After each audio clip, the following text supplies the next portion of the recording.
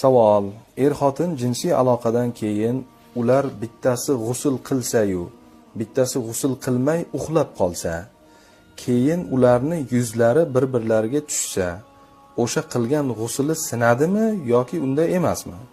G'usl haqida to'liqroq ma'lumot bersangizlar. Alhamdulillah va salatu vassalamu ala rasulillah.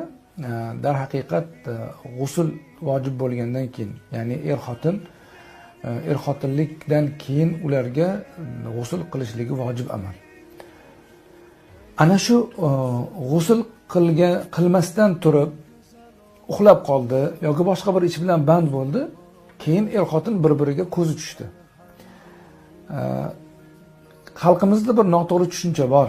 G'usl vojib bo'lgan odamni go'yoki bir haromday, makruhday, jirkanchday qarashadi.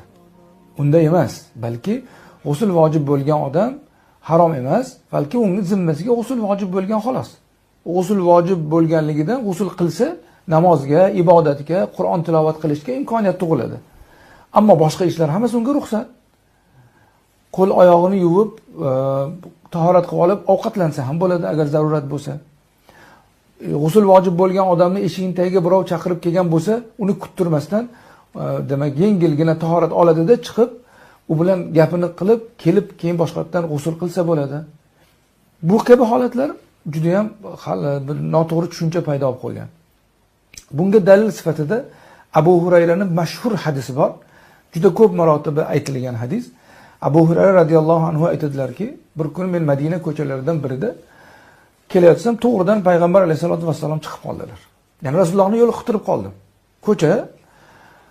Men o'sha paytda zimmamda g'usl vojib bo'lgan edi. Rasulullohni ko'rdimda fanxanastu. Rasulullohdan demak chekindim, qochdim, bekindim. Yashirinib oldim. Keyin uyga borib, g'usl qilib, tozalanib, keyin payg'ambar alayhisolatu vassalomning huzurlariga keldim. Payg'ambar alayhisolatu vassalom odatlari savol so'rashda odob axloqlari juda baland edi. Juda ham chiroyli bir odobni yuksak namunasi bilan savol so'radilar. Nimaga meni ko'rib qochib ketding demadilar, balki juda ham bir nazokat bilan so'radilar. Ayna kunta ya Abu Hurayra dedilar. Abu Hurayra, qayerda edingiz dedilar. Qayerda edingiz degan savolni tarkibida hali ko'chada ko'rganda meni ko'rib orqaga burilib ketdingiz. Nima bo'ldi? Nimaga ketib qoldingiz degan ma'no bor edi.